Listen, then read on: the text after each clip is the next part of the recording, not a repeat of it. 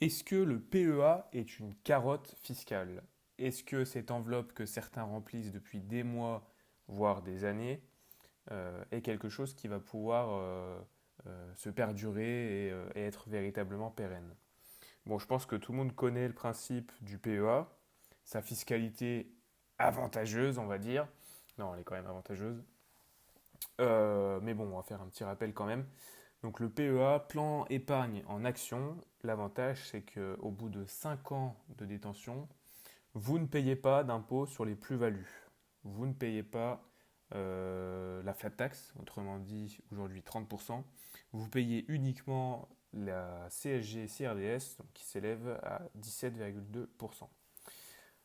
Avant ces 5 ans, pendant toute la période avant, euh, vous ne paierez pas d'impôt sur les plus-values ou les dividendes reçus tant que l'argent reste dans le plan. Et si vous décidez de sortir de l'argent du PEA, de l'enveloppe, alors ça fermera automatiquement cette dernière. Alors aujourd'hui, on se trouve devant mon PEA, donc Fortunéo. Vous avez, comme d'habitude, le petit code de parrainage en description. Si vous voulez ouvrir un PEA pendant que l'avantage fiscal existe encore, hein, on croise les doigts. Non, alors qu'est-ce qui a changé depuis le dernier journal de bord? Eh ben, on a passé le cap des 10 000 euros de valorisation quand même, donc ça c'est plutôt chouette. Sachant que le PEA va bientôt fêter son premier anniversaire en novembre.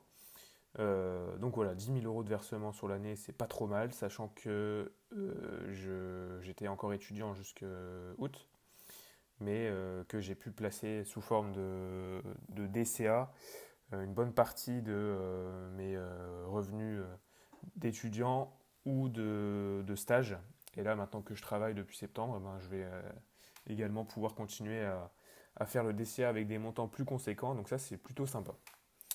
Bon, revenons au sujet principal de la vidéo, à savoir le PEA. Est-ce que c'est une carotte fiscale ou non? Eh ben, écoutez, il a le mérite d'exister aujourd'hui. Donc, tant qu'il est là, on va essayer d'en profiter le plus possible. Mais je ne sais pas si la plupart des politiques ou de nos chers dirigeants savent qu'aujourd'hui, sur un plan d'épargne en action donc, qui est censé être bridé et sur lequel l'investissement n'est censé être possible que dans des actions françaises ou européennes, je ne sais pas si je ne sais pas si ces gens-là savent qu'il est possible d'investir au travers d'ETF synthétiques avec du levier et d'autres produits que certains de la France insoumise verraient comme le monstre de la finance. Enfin, bref. Alors ici, on se trouve sur un article des Échos qui voilà, s'intitule Bourse, les 7 chiffres fous des placements en actions. Ok. Tout ça pour dire que à l'heure actuelle, donc il y a 6,5 millions de PEA qui sont en circulation. Hein. 6,5 millions de PEA pour 100 milliards d'encours. 100 milliards d'euros d'encours pour ces 6,5 millions d'euros de PEA. Pardon. Donc ce qui nous fait, si on est bon en maths, 6,5 millions de PEA, 100 milliards d'encours. Si je dis pas de bêtises, ça doit faire quelque chose comme 13 000 euros d'encours moyen. 13 000 euros d'encours moyen, donc là on est presque à l'encours moyen des Français. Vous pouvez me corriger si je dis pas de bêtises, mais j'ai pas fait le calcul, mais ça doit être ça, parce que l'encours moyen à 130 000 euros, j'y crois pas trop, et à 1300 euros, j'y crois pas trop non plus. Bref, c'est une règle de. C'est une division sinon, et on peut trouver le montant assez facilement. Donc 100 milliards d'euros d'encours, 6,5 millions de plans, c'est quand même 20 fois moins d'encours que l'assurance vie, qui elle s'élevait fin 2023 sur cet article, hein, si on en croit cet article, à 2000 milliards d'euros. Donc 100 milliards d'euros le PEA, 2000 milliards d'euros l'assurance vie. On n'est pas très friand d'actions en France quand même. Hein. On n'est pas très friand d'actions. On préfère faire du fonds euro ou des supports un peu plus pépères. Et là, on nous dit également dans l'article des Échos 50,4 ans L'âge moyen des investisseurs en France, 50,4 ans. On apprend également que 43% des moins de 35 ans se déclarent intéressés par un placement boursier. Bon, bah écoutez, est-ce que vous en faites partie? Est-ce que vous êtes plus jeune ou plus vieux que l'âge moyen des investisseurs en France? Et est-ce que, dans le cas où vous avez moins de 35 ans, est-ce que vous vous déclareriez intéressé par un placement boursier? Je pense que oui, si vous regardez cette vidéo, je pense que oui. Bon, et après l'explication de pourquoi l'assurance vie possède en 2023 20 fois plus d'encours que les PEA, on en a une juste ici. 28% des Français ont confiance dans les placements en actions. 28% des Français. Ça veut dire que vous avez plus de 2 tiers des Français qui ont cette image que la bourse, c'est le casino. Alors certes, il y a des risques de perte en capital, je n'exclus pas cela, mais je pense qu'il y a un gros problème d'éducation financière en France pour que plus de 2 tiers des Français n'ont pas confiance dans les placements en actions.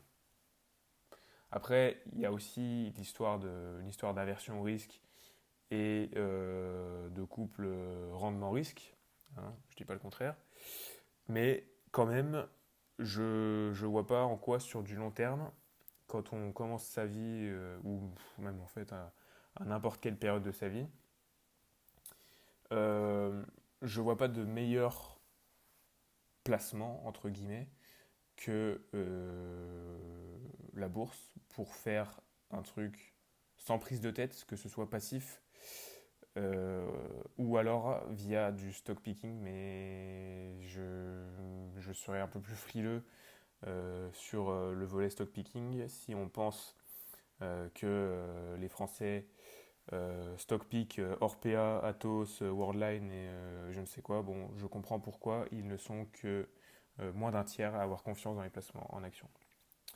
Hein, une entreprise, toutes ne se valent pas, bien sûr, et il faut savoir également qu'une entreprise, ça naît, ça vit et ça meurt. Donc, effectivement, d'où l'écart entre l'investissement passif et actif, mais là, je pense qu'on s'éloigne un petit peu. Alors, ça ne vous a pas échappé, il était prévu par, il a été proposé par la gauche récemment une augmentation de la flat tax, donc à savoir, je crois, de 30 à passer de 30 à 33%, donc ça fait une hausse de 10%.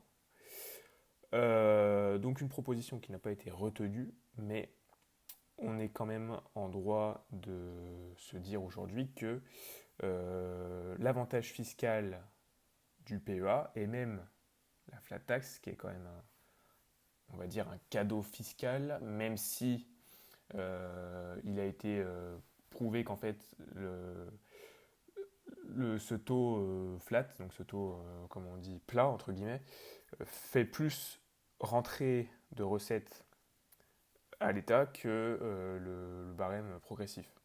Ça s'explique un peu avec la droite de Leffer, hein, si je ne dis pas de bêtises, qui dit que c'est contre-productif pour un État de taxer en fait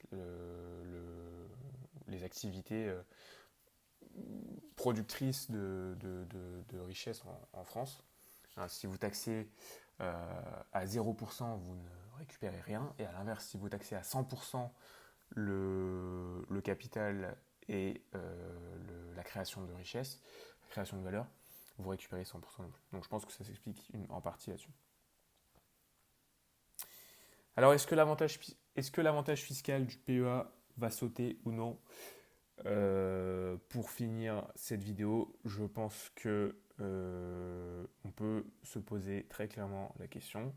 Je pense qu'il faut rester toujours informé, toujours vigilant des actualités ou autres, et surtout diversifier les supports.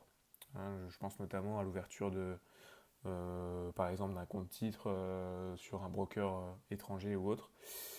Mais c'est difficile dans un pays peu libéral de se dire qu'un entre guillemets cadeau fiscal et quelque chose est amené à se pérenniser, entre guillemets.